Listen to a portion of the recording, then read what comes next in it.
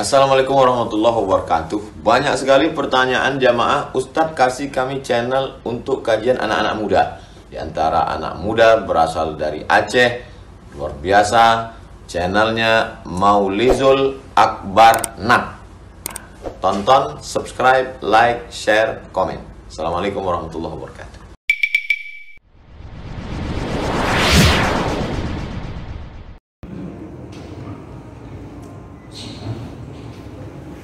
Assalamualaikum warahmatullahi wabarakatuh. Alhamdulillahirabbil alamin. Wa bi ni'matihi tatimmu shalihat. Asyhadu an la ilaha illallah wahdahu la syarika lah. Wa asyhadu anna Muhammadan 'abduhu wa rasuluhul karim. Allahumma shalli wa sallim ala nabiyyina Mustafa Muhammadin wa ala alihi wa ashabihi ajma'in. Amma ba'd. Rabbi shrah li sadri wa yassir li amri wahlul 'uqdatam min lisani yafqahu qawli. Segala puji bagi Allah, kemuliaan salawat dan salam kepada Rasulullah, kepada keluarga dan seluruh sahabat-sahabatnya.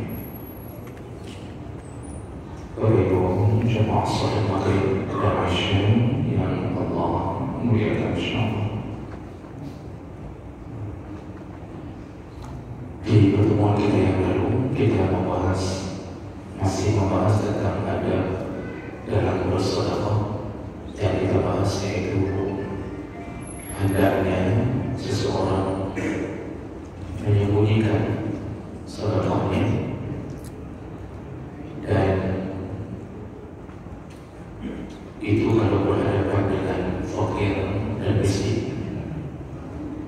Tapi kalau ada tempat-tempat tertentu menampakkan sedekah digunakan. Yang penting jaga hati jangan sampai jatuh ke dalam riya. Jadi tidak selamanya sedekah yang nampak itu menjadi riya. Baik. Dan selanjutnya malam ini kita sambung, masih ada beberapa judul tentang adab sedekah. Namun mengingat malam terakhir kita bertemu sebelum Idul Adha, maka saya akan memindahkan judul sementara dari malam ini edisi khusus. Kita akan bahas tentang adab-adab dalam berkorban. Ini saya jelaskan, sudah saya jelaskan di tempat yang lain, tapi belum pernah di sini. Ini bermanfaat bagi mereka yang sedang bersama di dalam majlis ini. Kita sudah berada di hari kelima Zulhijjah. Kita sudah melewati 5 hari terbaik setelah Ramadan. Maka tetaplah istiqamah melakukan amal saleh. Salah satunya berpuasa sunnah di dalam Zulhijjah. Dan hari yang paling dijaga dan seharusnya tidak ditinggalkan yaitu hari Arafah, hari ke-9. Berusaha untuk berpuasa di hari Arafah. Dan Rasulullah SAW menjamin orang-orang yang berpuasa di hari Arafah akan diampunkan dosa-dosanya 2 tahun ke belakang. Nah, setelah kita melaksanakan amal-amal saleh dari 1 sampai 9, nanti di hari ke-10 datanglah hari Idul Adha, dan sekaligus itu hari pertama dari 4 hari nahar. Hari nahar itu hari menyembelih. Disebut nahrun, itu nama pangkal leher unta. Maka disebut hari nahar, hari menyembelih pangkal leher unta. Di kebiasaan orang-orang menyembelih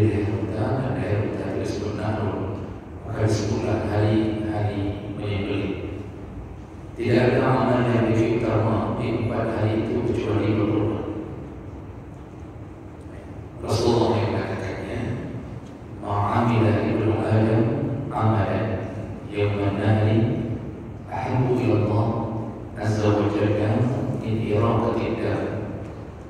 Tidak ada amal anak Adam yang lebih dicintai Allah ketika dia berada di hari-hari nahar, itu 4 hari, 10, 11, 12, 13, 4 hari nahar.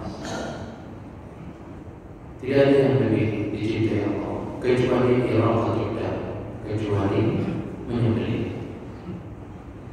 Jadi utamakan menyembelih. Mana yang Allah minta, itu yang kita lakukan. Jangan sampai kita tidak ada kurban, tetapi sedekah kita berbanyak. Padahal di 4 hari itu tidak ada yang lebih utama kecuali berkurban. Sedekah 5 juta, tetapi kurban tak ada. Nah, itu sudah salah memprioritaskan amal. Surga itu milik Allah, dan Allah juga yang suka-suka memilih hamba untuk masuk ke surga. Maka juga Allah yang suka-suka menentukan amal. Kalau kita mau masuk surga, maka pilihlah amal yang disukai Allah. Sekali lagi, 4 hari itu jangan kita makan dulu yang baik. Kalau kita punya harta, kumpulkanlah untuk berkorban. Makruh hukumnya yang mempunyai harta tapi tidak korban, makruh. Di sisi jumhur ulama, korban itu sunnah muakkad. Kalau sudah mampu tapi tidak korban, maka dia terkena hukum makruh. Makruh itu tidak menyebabkan dosa. Tapi ingat, makruh itu bisa menyebabkan kebencian. Buktinya ada hadis Nabi. Rasulullah mengatakan, "Man wajada sa'a lam yudhi fala yaqrabanna salata." Siapa yang sudah mendapatkan kelapangan harta lalu tidak berkorban, maka jangan dekat-dekat dengan musala kami. Maksud musala tempat salat kami. Di dalam bahasa Arab, dalam hadis disebut salat itu kan masjid, tempat salat. Karena sebelum korban itu ada salat Idul Adha, dan kebiasaan Nabi melakukan salat itu di lapangan. Maka dalam hadis disebutkan ada tempat khusus di samping masjid untuk melakukan salat ini. Tapi tidak apa bagi mereka yang melakukannya di masjid, tidak apa-apa. Karena ada juga pandangan yang menyebutkan lebih utama masjid karena keberkahan masjid. Allah a'lam. Tapi intinya Nabi marah. Nabi mengatakan, siapa yang sudah mampu tapi tidak berkorban, jangan dekat-dekat dalam sholat kami. Itu bahasa ancaman Nabi SAW. Maka dimaukan Allah SWT. Oleh karena itu, jangan tinggalkan korban bagi yang mampu. Banyak orang yang waktu ditanya ada korban, maka dia mengatakan tidak mampu. Dan korban suami apa yang berkorban? Jadi merasa tidak ada uang. Ukuran mampu dalam mazhab Syafi'i, man yamliku samana, orang-orang yang sudah punya uang seharga perintah korban. Kualitasnya kira-kira begitu. Zaidan an hajatihi wa hajatin man ya'uduhu yawmal 'aid wa iyyakat tasyrik. Jadi setelah dia punya uang untuk membeli binatang korban, masih ada uang yang tersisa untuk menghidupi dirinya dan keluarganya sampai hari tasyrik yang terakhir. Yang disebut mampu. Ada uang kualitasnya, ada. Masih ada uang setelah itu. Ada uang sisa, ada 2 juta lagi. Yang 2 juta lagi bisa hidup sampai hari raya keempat, sampai hari tasyrik terakhir, mampu hidup dengan 2 juta itu. Kalau yakin masih bisa hidup, maka dia sudah termasuk golongan mampu. Mereka lah yang disebut makruh tidak berkorban, dan mereka lah yang masuk golongan yang jangan dekat-dekat dengan musawarah. Jadi ini perlu dipertimbangkan. Ngaku tidak mampu, tapi di pergelangan emas sebelumnya itu belum dicicip. Di jalan ini cumanya dicicip ada limanya, di jari, di leher ada limanya, yang kaki, di kaki limanya, di pinggang ada limanya, 30 banyak ada di badan. 1 banyak 5 juta, 30 banyak 3 kali 5 150 juta. Harga kurban 2,5 juta. Pegang nama yang break. Kalau tidak dirampok emasnya dicuri. Tunggu. Kalau tidak mensyukuri nikmat Allah, tunggu Allah akan memberi atau mencabut keberkahan dari hartanya. Jadi selalu orang merasa takut. Nah ini perlu betul-betul kita paksa diri Bapak Ibu yang Allah berikan. Jadi yang belum merencanakan kurban, yang sebaiknya berpikir ulang, karena masih ada waktu. Ada yang waktu ditanya, ada kurban, maka dia menjawab, sudah tahun lalu, kali ukur dulu. Tahun lalu sudah saya kurban. Ada tiap-tiap tahun kurban. Nah, ini pemahaman yang salah. Kurban itu minimal seumur hidup sekali. Fil umri marrah. Seumur hidup sekali minimal. Sedangkan yang lebih utama setiap tahun kurban. Setiap tahun. Lalu mazhab Syafi'i menegaskan setiap tahun itu ada kullil munfarid kepada setiap pribadi. Jadi kalau suami ada harta kurban, istri ada harta kurban, anak-anak semua ada pekerjaan kurban. Kalau tak ada, maka paling kurang berubah menjadi sunnah kifayah, yaitu di setiap rumah hendaknya ada satu kurban. Jadi kalau nak mampu istri, nak mampu anak, suami kurban. Itu satu keluarga ada satu kurban. Berdasarkan hadis Nabi sallallahu alaihi wasallam, hadis riwayat Mihnaf bin Sulaim, dia mendengar Rasulullah berkata, "Ala kulli ahli baitin fi kulli 'am udhiyah." Kata Rasulullah, hendaknya setiap tahun pada setiap rumah ada satu kurban. Jadi usaha berkurban, satu rumah ada satu kurban. Oh, suami tak cukup harta, suami dibantu oleh istri, tapi nanti niatnya di atas nama suami, atau boleh pindahkan atas nama istri, tak apa. Tapi yang dipastikan pahala didapatkan oleh satu keluarga. Jadi jangan mengecilkan rahmat Allah. Itu sudah pasti pahala dapat satu keluarga. Satu orang kurban, satu keluarga dapat pahala sempurna. Maka tugas istri memberi semangat suami bang kurban. Kurban. Begitu. Nah ini yang perlu diperhatikan. Nah kemudian dalam proses berkurban ini itu ada adab-adab yang diambil dari dalil-dalil. Yang pertama, jadi adab ini menyempurnakan kurban, karena kurban ini besar sekali pahalanya. Itu setiap yang kita kurbankan akan kembali datang di hari kiamat bersaksi untuk orang yang berkurban. Kita itu butuh sekali orang bersaksi untuk kita di hari kiamat. Salah satunya adalah binatang kurban.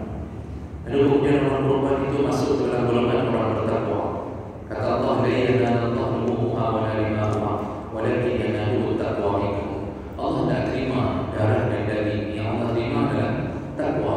Berarti orang kurban masuk golongan orang bertakwa. Sedangkan surga wa'id dan lil muttaqin.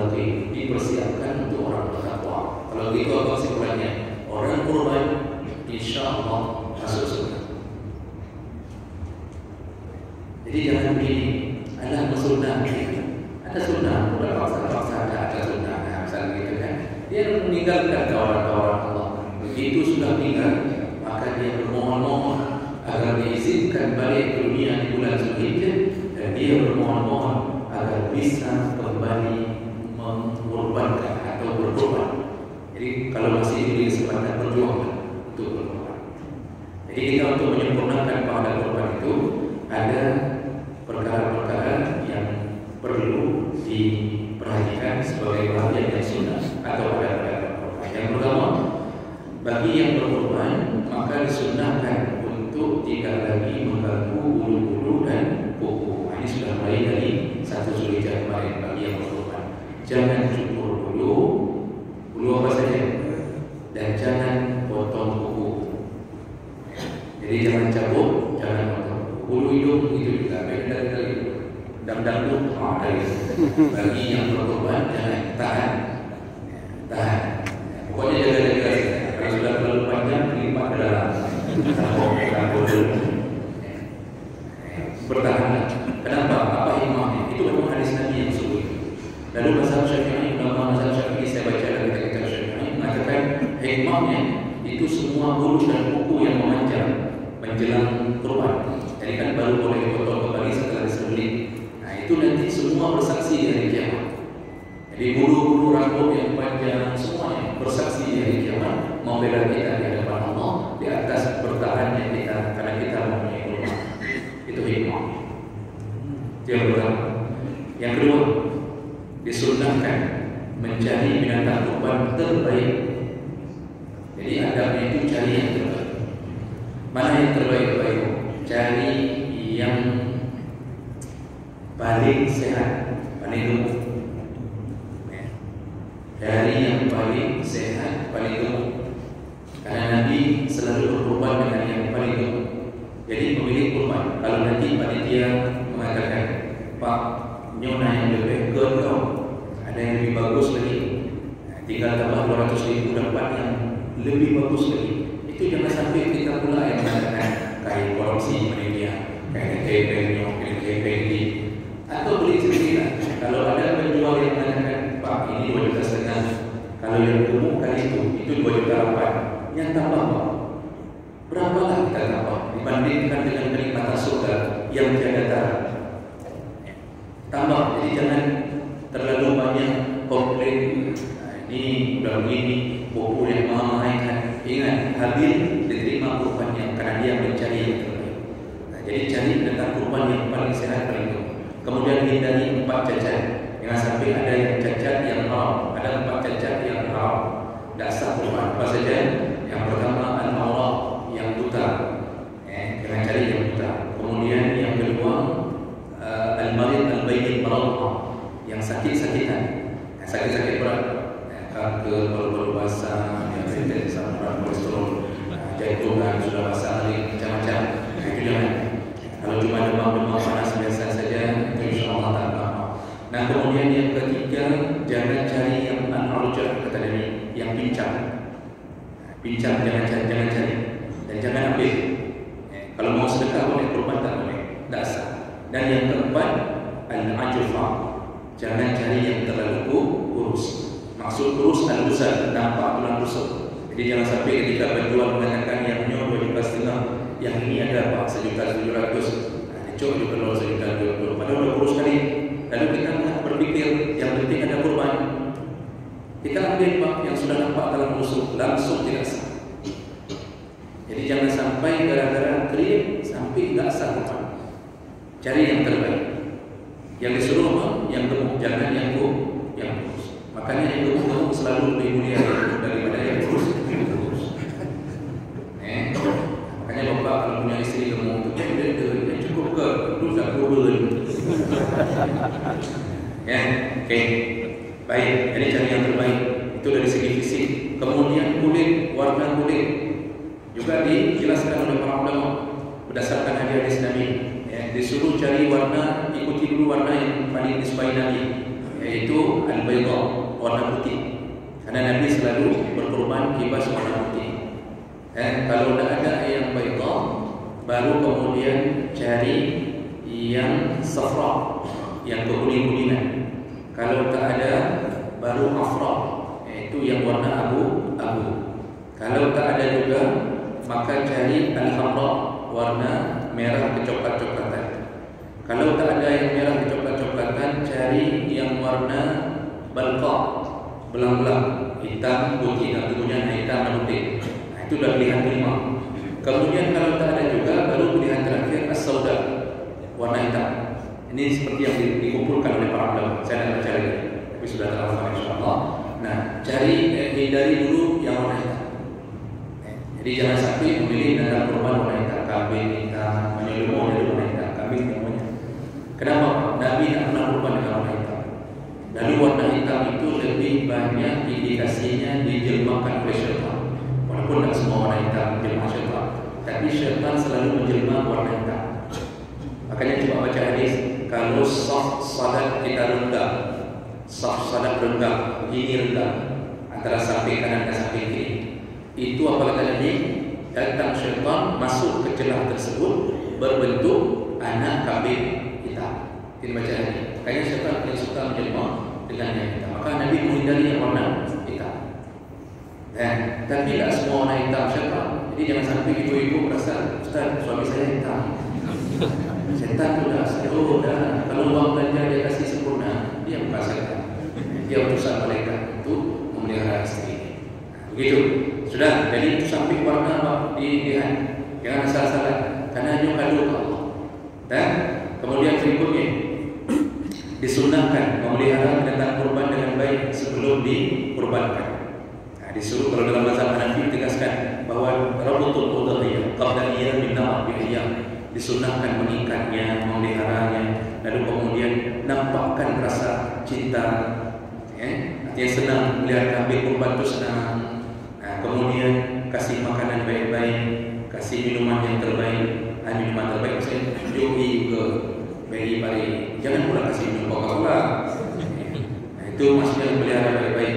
Kemudian jangan makruh hukumnya mengambil susunya, ini seperti yang saya sebutkan, lalu mengambil susunya, lalu menaikinya, lalu menjadikan dia pembawa barang, menjadikan dia untuk bajak sawahnya.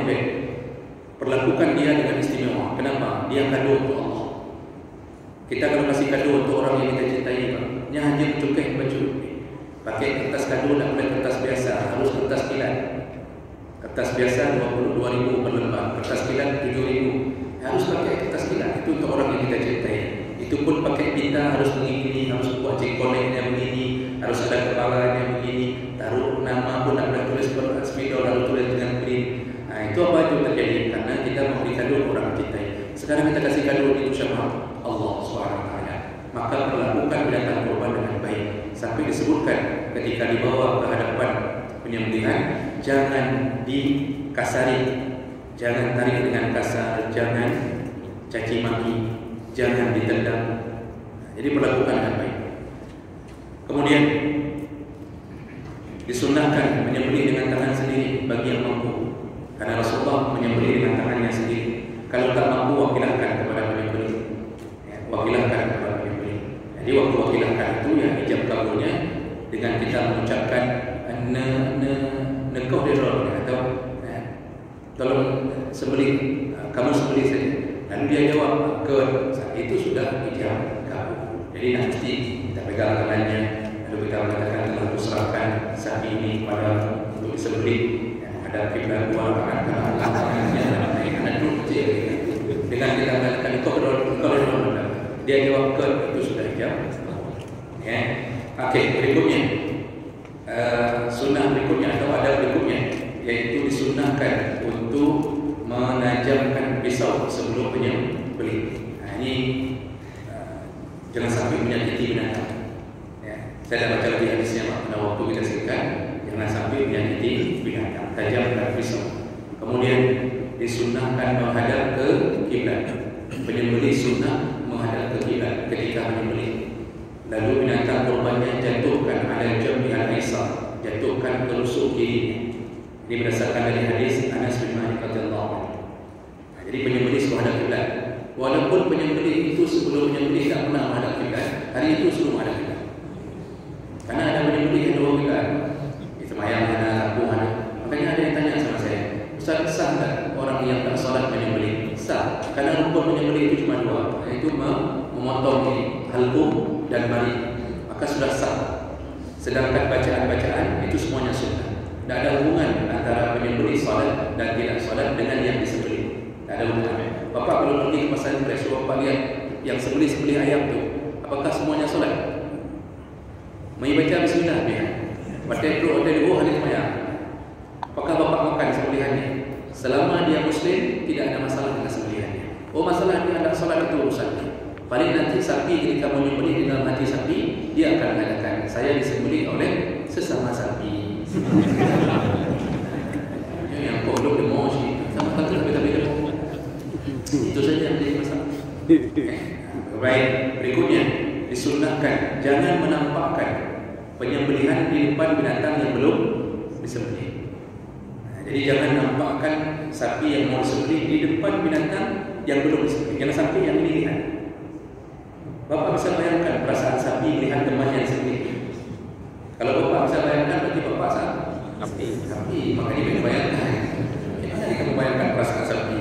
Nah, jadi maksudnya jangan nampakkan, karena binatang itu punya perasaan. Kalau dia lihat temannya disembelih, maka ciutlah dagingnya, timbul rasa takut sehingga menyebabkan dagingnya tak enak. Begitu disebut Nabi kita. Jadi beda perlu sembunyikan atau tutup dengan tirai, satu-satu sembelih, begitu. Kemudian saya percepat biar ada waktu sedikit. Kemudian disunnahkan menghadiri, sunnah menghadiri bagi yang sempat hadir. Tak sempat hadir maka tidak mengurangi pahala korbannya. Kalau sempat hadir melihat, maka dia dapat fadilah melihatnya. Nah, kemudian disunnahkan membaca doa. Disunnahkan membaca doa ketika mau dikurbankan. Kalau berdasarkan hadis, ini ada beberapa hadis tentang doa ini. Kalau berdasarkan hadis ini, berdasarkan hadis dari untuk Fatimah, Rasulullah menganjurkan membaca doa Allahumma minka, lalu sambung dengan doa iftitah, yaitu walaka salati wa nusuki wa mahyaya wa mamati lillahi rabbil alamin la syarika lahu wa bizalika umirtu wa ana minal muslimin. Itu doa menyembelih. Allahumma minka, ya Allah ini darimu, walaka salati, persembahkan salatku, wa nusuki, dan kurbanku. Doa bagi pemilik kurban ketika mau menyembelih. Atau dalam hadis yang lain disebutkan pemilik juga boleh langsung membaca doa iftitah wajjahtu wajhiya lillazi fataras samawati wal ardh, dan seterusnya sampai wa ana minal muslimin. Di situ itu doa untuk berkurban. Juga kita baca di dalam iftitah. Lalu kemudian penyembelih. Kalau sembelih sendiri dia hendaknya membaca bismillahirrahmanirrahim, Allahu akbar, Allahumma taqabbal minni. Jadi kalau sembelih sendiri habis baca doa tadi, letakkan pisau lalu baca bismillahirrahmanirrahim, Allahu akbar, Allahumma taqabbal minni, ya Allah terimalah dari aku. Kalau kita wakilkan ke orang lain, maka penyembelih itu membaca bismillahirrahmanirrahim, Allahu akbar, Allahumma taqabbal minni, ya Allah terimalah dari, sebutkan nama pemilik kurban. Kalau dia diwakilkan kepada orang lain. Kemudian terakhir, kalau sudah dikurbankan, tunggu sampai dingin, tidak lagi menggelepar-gelepar, tidak bergerak, baru dikuliti.